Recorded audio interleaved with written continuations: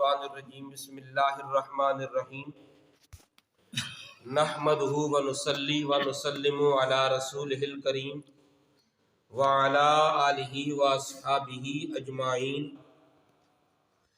اما بعد فاعوذ باللہ من الشیطان الرجیم بسم اللہ الرحمن الرحیم الذین قال لهم الناس ان الناس قد جمعوا لكم فاخشوهم فزادهم ایمانا وقالوا حسبنا الله ونعم الوکیل فانقلبوا بنعمت من اللہ وفضل لم یمسسهم سوء واتبعوا رضوان اللہ واللہ ذو فضل عظیم آمنت باللہ صدق اللہ العظیم الصلاۃ والسلام علیک یا رسول اللہ وعلی آلک واصحابک یا حبیب اللہ۔ حمد و صلوات کے بعد محترم بزرگ و دوستو، جو آیت کریمہ آپ حضرات کے سامنے تلاوت کی ہے، اس آیت کریمہ میں اللہ رب العالمین نے صحابہ کرام کے ایمان اور ان کا اللہ کی ذات پہ بھروسہ کرنا، قضاء الہی پر راضی رہنا اور ان کی ہمت اور جوان مردی کو بیان فرمایا ہے۔ ایک بات ہمیشہ یاد رکھیں، یہ قرآن پاک میں جو کچھ بیان کیا گیا یہ ہماری عبرت کے لیے، ہماری نصیحت کے لیے، یہ نہیں کہ ہم سنا کر ایک کان سے سنیں دوسرے کان سے نکال دیں۔ یہ واقعات، یہ معاملات جو نبی پاک علیہ السلام کے ساتھ ہوئے، یہ سارا کا سارا ہمارے لیے عبرت اور نصیحت ہے۔ اس آیت کا شان نزول کچھ اس طرح ہے، جب جنگ احد ختم ہوئی، ابو سفیان جو اس وقت کافر تھے بعد میں مسلمان ہوئے۔ یہ بات ہمیشہ ذہن میں رکھیں۔ آج کل کئی لوگ حضرت ابو سفیان رضی اللہ تعالیٰ عنہ کے بارے میں، وہ کفر کے دوران جو معاملات ہوئے تھے ان کو لے کر ان کی گستاخیاں کرتے ہیں۔ یہ بات ہمیشہ یاد رکھیں کہ کفر کے وقت کے معاملات کو اب یاد نہیں کیا جائے گا۔ جب بندہ مسلمان ہو جاتا ہے، اسلام اس کے پہلے سارے گناہوں کو معاف فرما دیتا ہے۔ وہ صحابی رسول ہے، نبی پاک علیہ السلام کے سچے صحابی ہیں، ان کے بارے میں کسی قسم کی بھی ذرا سی بے ادبی کرنا یہ گستاخی ہے، بے ادبی ہے۔ یہ جو کچھ بیان کیا جاتا ہے یہ ان کے کفر کے حالات ہیں۔ اب کیونکہ اس وقت یہ ہوا اور یہ شان نزول ہے، اس لیے اس کو بیان بھی کیا جاتا ہے۔ جب ابو سفیان کافروں کو لے کر مکے کی طرف روانہ ہوئے تو نبی پاک علیہ السلام کو کہہ گئے اگلے سال بدر صغریٰ کے مقام پر ہمارا اور آپ کا آمنا سامنا ہوگا۔ نبی پاک علیہ السلام نے صحابہ سے فرمایا جواب دے دو انشاءاللہ ٹھیک ہے۔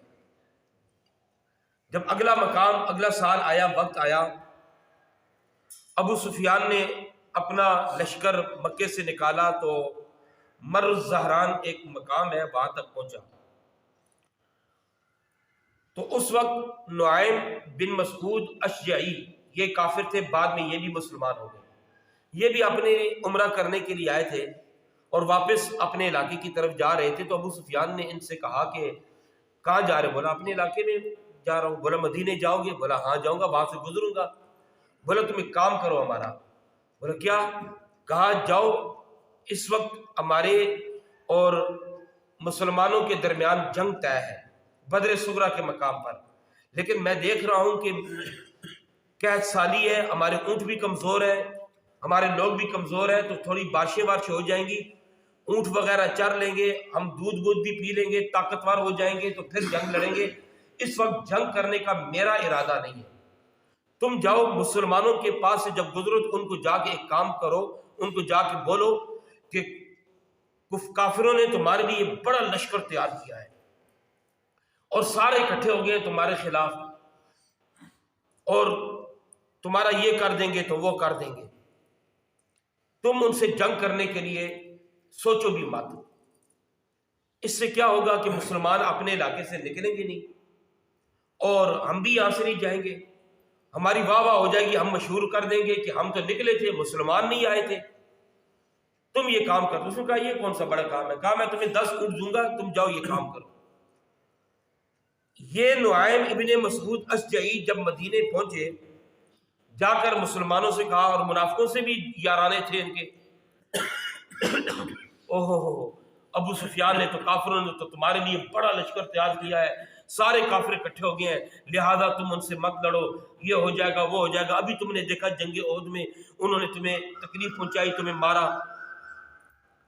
جب مسلمانوں نے یہ بات سنی نا تو رب العالمین ارشاد فرماتا ہے مسلمانوں کے ایمان میں اور زیادہ اضافہ ہو گیا، ان کے جوش میں، ان کے ولولے میں، ان کے جذبے میں، اور ان کے اللہ کے راستے میں جہاد کرنے میں اور زیادہ اضافہ ہو گیا، ان کے ایمان میں اضافہ ہو گیا، اور وہ فوراً پکار اٹھے حسبنا اللہ ونعم الوکیل۔ سارے کافر اکٹھے ہو گئے نا، سارے اکٹھے ہو جائیں، ہمیں اللہ کافی ہے، ہمیں اللہ کافی، اور ہمارا کارساز اللہ ہی ہے، اور وہ بہترین کارساز ہے۔ پھر مسلمان انہوں نے تیاری کی، جنگ کے لیے نکلے، بدر صغرا کے مقام پہ پہنچے، کافروں نے تو آنا نہیں تھا، وہ آئے بھی نہیں، اور بدر صغرا کے مقام کے قریب ایک میلہ لگتا تھا، 8 دن کا بازار لگتا تھا، میلہ لگتا تھا۔ مسلمانوں نے پھر وہاں پہ تجارت بھی کی اور خوب نفع بھی اٹھایا، جنگ بھی نہیں ہوئی، مسلمان خوشی خوشی واپس آئے مدینے میں۔ اللہ رب العالمین نے اس پورے منظر کو قرآن پاک میں بیان فرمایا۔ فرمایا الذین قال لهم الناس، وہ جن سے لوگوں نے کہا، لوگوں سے مراد یہاں پہ نعیم ابن مسعود اشجعی ہے، یا وہ منافق جو آ کے مسلمانوں کو ڈراتے تھے کہ ان الناس قد جمعوا لکم، یہاں ناس سے مراد کافر ہے، کہ ناس لوگوں نے، کافروں نے تمہارے لیے بڑا لشکر اکٹھا کیا، سب اکٹھے ہو گئے ہیں، کٹ کیا ہے تمہارے خلاف، فخشوہم، تم ان سے ڈرو۔ جب انہوں نے یہ بات بولی نا تو رب فرماتا ہے فزادہم ایمانا، ان کے ایمان میں اضافہ ہو گیا، اس بات نے ان کے ایمان میں اضافہ کر دیا، ان کے جذبے میں، قضاء الہی پر راضی رہنے میں ان میں اضافہ ہو گیا۔ وقالوا حسبنا اللہ ونعم الوکیل، اور وہ بول اٹھے ہمیں اللہ کافی ہے اور وہ بہترین کا ساز ہے۔ تو فانقلبوا بنعمۃ من اللہ وفضل، اللہ فرماتا ہے پھر وہ نکلے، وہاں پہنچے، اور پھر وہاں پہ انہوں نے تجارت میں نفع اٹھایا، واپس پلٹے اللہ کی نعمت لے کر اور اللہ کا فضل لے کر، اس حالت میں کہ لم یمسسہم سوء، ان کو کسی قسم کی کوئی تکلیف بھی نہیں پہنچی، نہ جنگ ہوئی، نہ راستے میں آتے جاتے کوئی تکلیف پہنچی، نہ وہاں پہ کوئی تکلیف پہنچی، تکلیف بھی کوئی نہیں پہنچی، جنگ بھی نہیں ہوئی، نفع بھی ملا، نعمت بھی ملی، عافیت بھی ملی، اللہ کا فضل بھی ملا، آخرت کا ثواب بھی ملا۔ واتبعوا رضوان اللہ، اور وہ اللہ کی رضا کو، انہوں نے اللہ کی رضا کی پیروی کی، یعنی چلتے پھرتے آتے جاتے انہوں نے اللہ کی خوشنودی کو اختیار کیا۔ واللہ ذو فضل عظیم، اور اللہ بڑے فضل والا ہے۔ یہاں پہ حسبنا اللہ ونعم الوکیل، سیدہ عائشہ صدیقہ رضی اللہ تعالی عنہا فرماتی ہیں جب نبی پاک علیہ الصلوۃ والسلام بہت غمگین ہوتے تو آپ اپنے سر مبارک پر اور داڑھی شریف پر ہاتھ پھیرتے اور پڑھتے حسبی اللہ ونعم الوکیل، حسبی اللہ ونعم الوکیل، حسبی اللہ ونعم الوکیل۔ یہ ہمارے لیے تعلیم ہے، اور سر پہ ہاتھ پھیرنا سیدہ عائشہ صدیقہ رضی اللہ تعالیٰ عنہ نے حضور کے عمل شریف کو بھی بیان فرمایا ہے۔ پریشان و بدا پڑھے حسبی اللہ ونعم الوکیل، حسبی اللہ ونعم الوکیل، داڑھی شریف پہ ہاتھ بھی پھیرے۔ یہ نبی پاک علیہ الصلوۃ والسلام کی سنت مبارکہ ہے۔ میرے آقا علیہ السلام نے فرمایا کہ یہ ہمارے لیے سنت ہے۔ حضرت سیدہ عائشہ صدیقہ نے حضور کا عمل بیان فرمایا کہ حضور اپنی داڑھی مبارک پہ ہاتھ پھیرتے ہوئے پڑھتے حسبی اللہ ونعم الوکیل، حسبی اللہ ونعم الوکیل، اور سر مبارک پہ ہاتھ پھیرتے۔ میرے آقا علیہ السلام نے فرمایا ہر مصیبت کے وقت پڑھو، ہر غم کی دوا ہے حسبی اللہ ونعم الوکیل، حسبی اللہ ونعم الوکیل، حسبنا اللہ ونعم الوکیل، نعم المولا ونعم النصیر۔ تمہیں مصیبت سے نجات مل جائے گی۔ الحمدللہ فقیر کا یہ عمل ہے کہ ہر دعا میں آپ نے دیکھا ہوگا جب ہم دعا کرتے ہیں حسبنا اللہ ونعم الوکیل، نعم المولا ونعم النصیر لازمی پڑھتے ہیں، اس لیے کہ ہمیں اللہ ہی کافی ہے، ہمیں ہمارا کارساز اللہ ہی ہے، اور وہ بہترین کارساز ہے، ہمیں ہر مصیبت ہر تکلیف سے نجات دینے والا وہ ہے۔ اور میرا ختم ہو چکا ہے، آج میں نے آپ کو واقعہ سنایا، کل میں اس کا خلاصہ سنا کر آپ کو اس کا نتیجہ سناؤں گا کہ دیکھو یہ ہمارے لیے عبرت ہے۔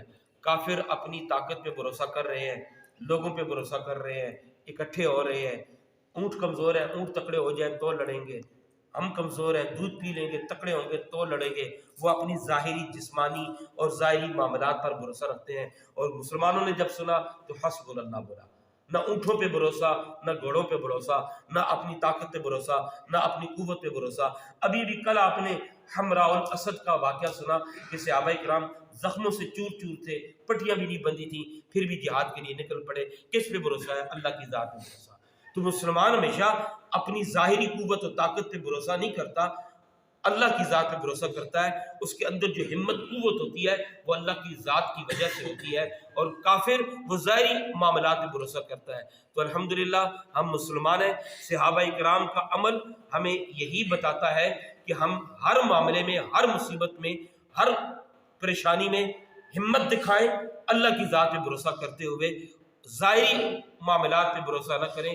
अल्लाह रब्बुल आलमीन हम सब को समझने, अमल करने की तौफीक अता फरमाए। व आखिर दावाना अनिल हम्दुलिल्लाहि रब्बिल आलमीन।